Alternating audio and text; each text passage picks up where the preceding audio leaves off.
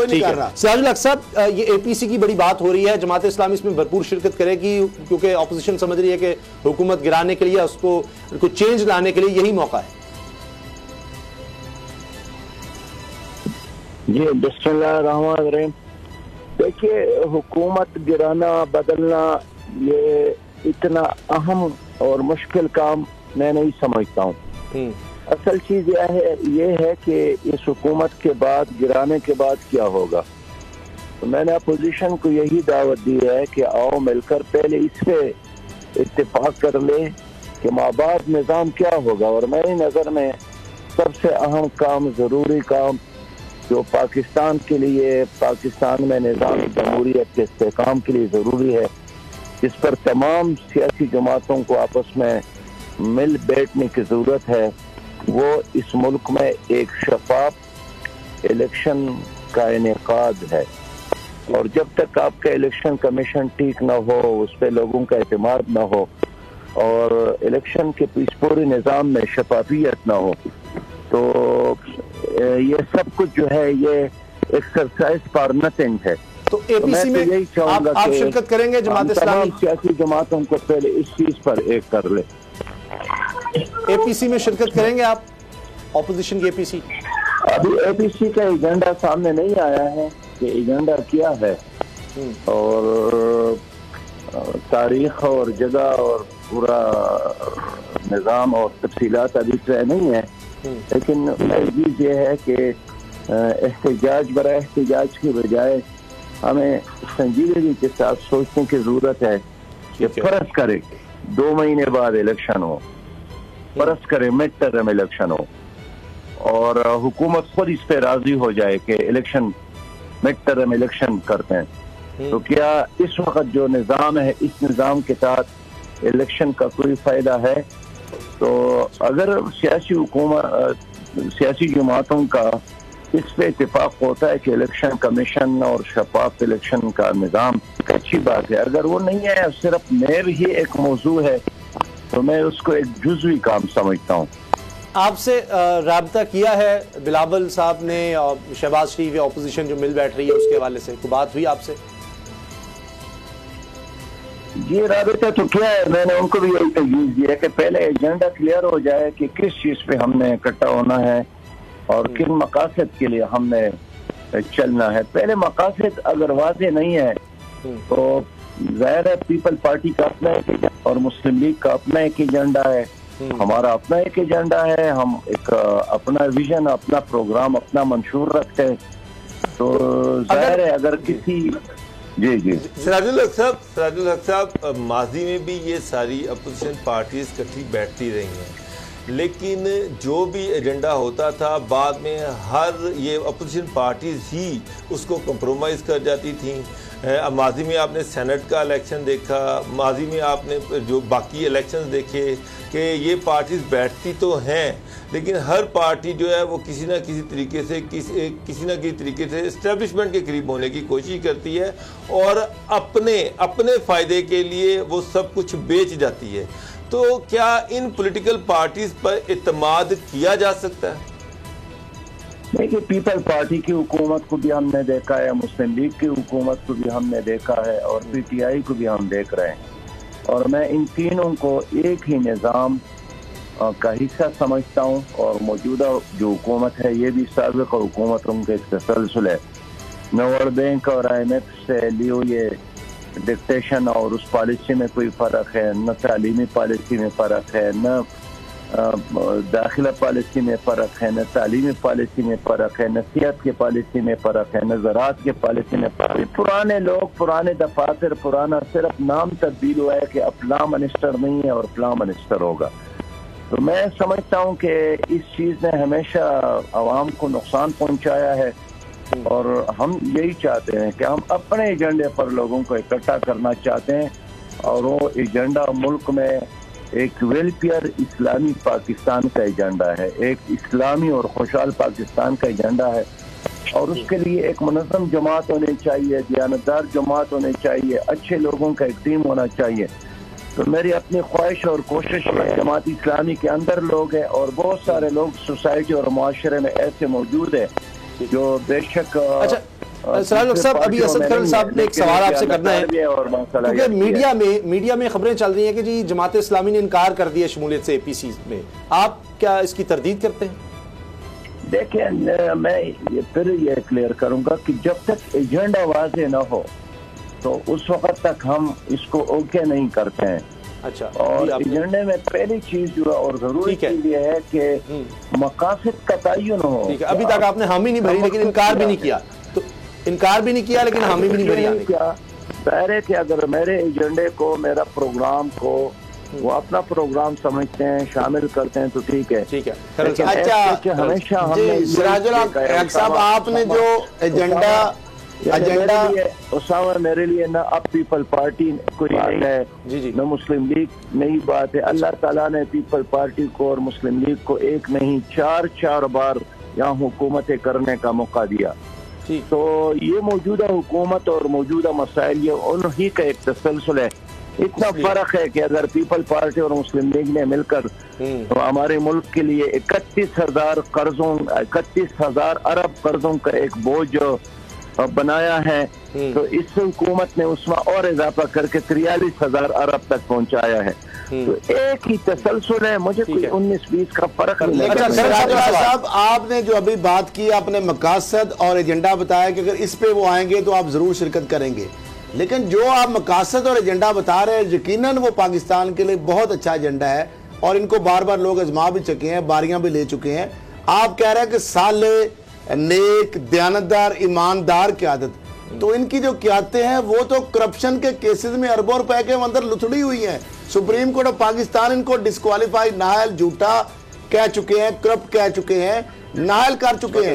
وہ زرداری صاحب کی پارٹی میں بہت سارے کیسز ان کے اوپر ہیں، شریف فیملی جو ہے نون لیگ کی قیادت ان کے اوپر بہت سارے کیسز ہیں، اور ساتھ جو آپ شفاف الیکشن کی بات کر رہے ہیں، کیا یہ علامہ طاہر القادری صاحب اور پی ٹی آئی کے عمران خان صاحب خود گئے تھے؟ صحیح، تو کیا یہ ساری چیزیں آپ سمجھتے ہیں کہ اس پہ یہ آ جائیں گے؟ یہ بڑا اہم سوال ہے سراج الحق صاحب۔ سراج الحق صاحب، اسد خلیل صاحب سپریم کورٹ میں بھی گئے تھے، آپ بھی، پاناما کیس کا سارا معاملہ تھا، جماعت اسلامی بھی تھی، تو اسد خلیل صاحب نے جو سوال کیا بریک سے پہلے کہ یہ تو جماعتیں خود کرپشن میں ان کے خلاف چارجز ہیں، پروو ہو چکے ہیں، سزائیں ہو چکی ہیں، تو اگر یہ کہتے ہیں جی ایجنڈا ٹھیک ہے جماعت اسلامی کا، الیکشن کا ہے، الیکشن ریفارمز کا ہے، لیکن یہ عمران خان کو ہٹا دیں پھر ہم آپ کے ایجنڈے پر بھی آ جائیں گے یا وہ ہم ساتھ شامل کرتے ہیں، تو ان کے ساتھ آپ چلے جائیں گے؟ دیکھیے، عمران خان صاحب کی جو سیاست تھی یا ان کے جو نعرے تھے، جو وعدے تھے، وہ تو لوگوں کو اب پتہ چلا ہے، اس پر مزید کون اعتماد کرے گا۔ اور گزشتہ جو 22 مہینوں کی حکومت ہے وہ تو مسلسل ناکامیوں کا ایک داستان ہے، اور ایک لحاظ سے دوستوں کی حکومت ہے۔ آپ کو یاد ہوگا کہ آنے کے بعد ٹماٹر کا بحران آیا، پھر چینی کا بحران آیا، پھر آٹے کا بحران آیا، پھر پیٹرول کا بحران آیا، پھر دوائی لوڈ شیڈنگ، اور اب جو ہے آپ جو سچویشن ہے اس وقت آپ کے علم میں ہے۔ تو میں نہیں سمجھتا ہوں کہ اس حکومت کے اب مزید کچھ کرنے کے کام باقی ہے۔ جو انہوں نے باہر سے ادھر ادھر سے مشیروں کو لایا اور دنیا کو پیش کیا تھا کہ بالکل یہ زمانے کے سقراط ہم نے لائے ہیں اور بقراط ہم نے لائے ہیں، ان کے بارے میں بھی اب پتہ چلا۔ تو اس حکومت کے ہوتے ہوئے تو بھی کوئی خیر مجھے نظر نہیں آئے، اس لیے کہ انہوں نے اپنے 2 سالوں میں بھی مزید اور خراب کیا، تباہ کیا۔ اب پی آئی اے کو خود سلطانی گواہ بن کر جس طرح تباہ اور برباد کیا، لوگوں کو بے روزگار کیا، اسٹیل مل کو تباہ کیا، ریلوے کو تباہ کیا، زراعت تباہ ہو گئی، اور سب سے بڑی بات یہ ہے کہ جو بار بار کہہ رہے تھے کہ ہم شفاف لائیں گے، اب بھی کسی چیز میں شفافیت نہیں ہے، اور یہی وجہ ہے کہ سامنا نہیں کر سکتے، تو اس لیے صحافیوں کو دبانا، میڈیا کو دبانا۔ اب انہوں نے بھی وہی امریت کے راستے پر چل کر وہی طریقے شروع کیے جو ہمیشہ امریتوں میں ہم نے دیکھے ہیں۔ تو میری کوشش ہے، میری جدوجہد ہے، میری محنت ہے کہ میں عوام کو اس چیز پر یکسو کروں کہ آؤ مل کر جماعت اسلامی کا ساتھ دے دیں تاکہ ہم پاکستان کو ایک ویلفیئر اور حقیقی معنوں میں ایک اسلامی ریاست بنا سکے۔ سراج الحق صاحب، لیکن جماعت اسلامی اکیلے، دیکھیے ابھی پچھلے دور میں تحریک انصاف کے ساتھ بھی تھی، وہاں بھی جماعت اسلامی جو ہے وہ جو اس کے مقاصد تھے وہ پورے اتر نظر نہیں آئے تو اگلی دفعہ آپ نہیں آئے، ایم ایم اے بھی تھے وہ بھی الگ ہوئے۔ اب اگر ہم کراچی کی صورتحال لے لیں تو جماعت اسلامی ایک دور میں بڑی جماعت تھی، نعمت اللہ صاحب نے بڑا زبردست کام کیا بطور ناظم کراچی۔ آج جو ہم مسائل دیکھ رہے ہیں کراچی کے، اس وقت بدبو ہے، بارش کا پانی چلا بھی گیا، بعض علاقوں میں اب بھی کھڑا ہے، یہ جو مسائل، اور وزیر اعظم کو این ڈی ایم اے کے چیئرمین کو بھیجنا پڑا ہے کہ جی کراچی کے جا کے مسائل حل کرو۔ تو جماعت اسلامی کے بڑے سٹیکس ہوتے تھے۔ آپ کراچی کی صورتحال کے بارے میں یہ جو احسن اقدام ہے، کچھ تو کرے وفاقی حکومت، لوگ کہتے ہیں آپ کچھ کرتے نہیں، تو پیپلز پارٹی کی وہاں پر حکومت ہے، وہ کہتے ہیں کہ جی ہم کر رہے ہیں، بلدیاتی ادارے نہیں کرتے۔ آپ کیا کہتے ہیں؟ دیکھیے کراچی کا جو مسئلہ ہے یہ بھی آج کا نہیں ہے، پرانا ہے اور ایک تسلسل ہے۔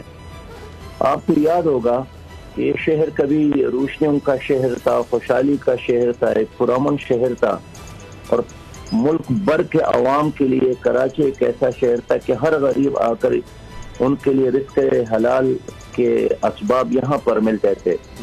لیکن پھر ایک دور آیا کہ یہاں ہر جگہ ہر صبح کو واپس لاشیں اور بوری بند لاشیں وہ آپ کو ان کی ہسٹری میں، اور لمحہ موجود میں جو کراچی کی سچویشن ہے، اب تو کوئی والی وارث بھی نہیں ہے۔ سچی بات یہ ہے کہ شدید بارش ہو رہی ہے، لوڈ شیڈنگ ہے، الیکٹرک نے پوری قوم پورے شہر کو پریشان کیا ہے، لیکن اس کے باوجود بھی پی ٹی آئی اور پیپل پارٹی کے لڑائی ہے بیانات کا، الزامات کا، اور این اس دن جب 9-10 لوگ کراچی میں شہید ہو گئے تھے، اس دن بھی پیپل پارٹی اور پی ٹی آئی کو ان لاشوں کا کوئی احساس نہیں رہا، جس میں بھی تھے ان کا بھی کوئی احساس نہیں رہا، اور آپس میں جھگڑوں میں اور دست گریبان ہے۔ میں یہی سمجھتا ہوں کہ کراچی میں اب بھی جماعت اسلامی موجود ہے، بہت بڑی جماعت ہے، مسلسل خدمت میں ہے، مسلسل جدوجہد میں ہے۔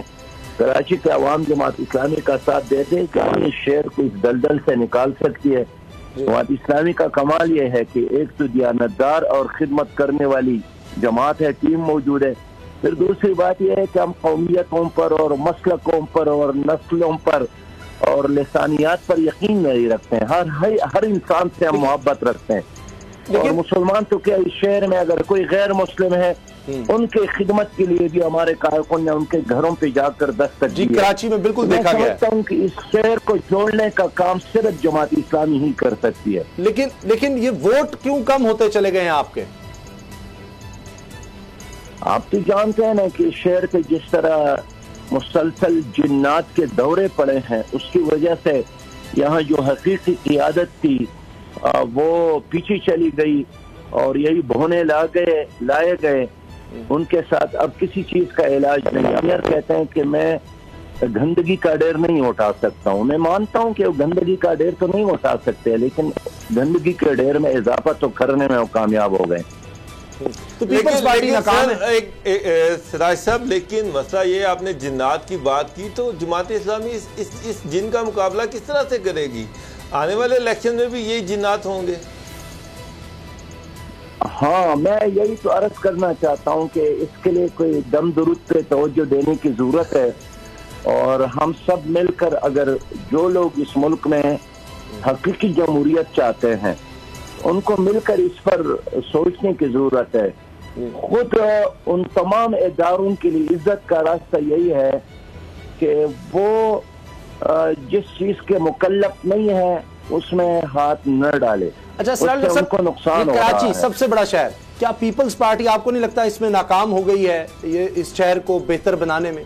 12 سال ہو چکے ہیں ان کو۔ دیکھیں، پیپل پارٹی کی ناکامی میں کیا شک ہے، وہ تو ایک ارینجمنٹ ہے، اس وقت موجود ہے، ایک ریئلٹی کے طور پر، امر واقعہ کے طور پر تو موجود ہے، لیکن اس وقت ایز سچ پیپل پارٹی کی بھی کوئی گرفت نہیں ہے۔ اور کراچی شہر تو کیا، خود اندرون شہر کے دورے آپ کریں، وہاں جو غریبوں کی صورتحال ہے، جو ہاریوں کی صورتحال ہے، جو گھوٹوں کی صورتحال ہے، جو وہاں علاج کی سہولیات اور تعلیم کی سہولیات کا فقدان ہے، تو خود اندرون شہر کا بہت، لیکن ایک ظالم جاگیردارانہ نظام کے تحت یہ ساری سیاست جاری ہے، اور اس طرح پنجاب میں بھی ہے۔ تو میں اس لیے سمجھتا ہوں کہ اب وقت آیا ہے کہ ہمارے عوام ایک پرامن انقلاب کے ذریعے اپنے مستقبل اور اپنی تقدیر کو بدلنے کے لیے کوشش کریں. اچھا، اور یہ عمران خان صاحب کا این ڈی ایم اے کے چیئرمین کو کہنا، آپ کے خیال سے کوئی مسئلہ تو نہیں ہونا چاہیے؟ سندھ حکومت کو تعاون کرنا چاہیے. کوشش تو ایک ہے کہ نیشنل ڈیزاسٹر مینجمنٹ اتھارٹی کو کہنا کہ بھئی یہ بھی ایک ڈیزاسٹر ہے، نالے ابل رہے ہیں، لوگ پریشان ہو رہے ہیں، مر رہے ہیں. پہلے بار نہیں جاتے تھے، یہ آدمی تو آتے جاتے ہیں. اور یہ کیا نئی بات ہو گئی کہ وزیر اعظم نے ایک ادارے کے سربراہ کو کہا کہ اب کراچی جائیں؟ یہ تو ان کا اپنا فرض ہے کہ اس کو 100 بار جانا چاہیے تھا، 1000 بار جانا چاہیے تھا. اگر ملک کا سب سے بڑا شہر مشکل میں ہے تو وہاں جا کر بیٹھنا چاہیے تھا. لیکن اگر گورنر ان کا ہے، اس شہر سے تعلق رکھتا ہے، جناب صدر صاحب اس شہر سے، سابق مسلم لیگ کی حکومت میں صدر صاحب اس شہر سے تعلق رکھتے تھے، اس سے پہلے جناب زرداری صاحب اس شہر سے تعلق رکھتے تھے، درجن بر وفاقی منسٹر اس سے تعلق رکھتے ہیں. اس کے باوجود بھی، اگر زرداری صاحب کے باوجود بھی، جناب علوی صاحب کے باوجود، گورنر کے باوجود بھی، شہر کا 10 طلبات کے باوجود بھی شہر کا مسئلہ حل نہیں ہوا، تو اس کا مطلب یہی ہے کہ یہ سکہ اب چلنے والا نہیں ہے. اب اس پورے ملک کو ایک نئے انقلاب اور نئے جدوجہد کی ضرورت ہے.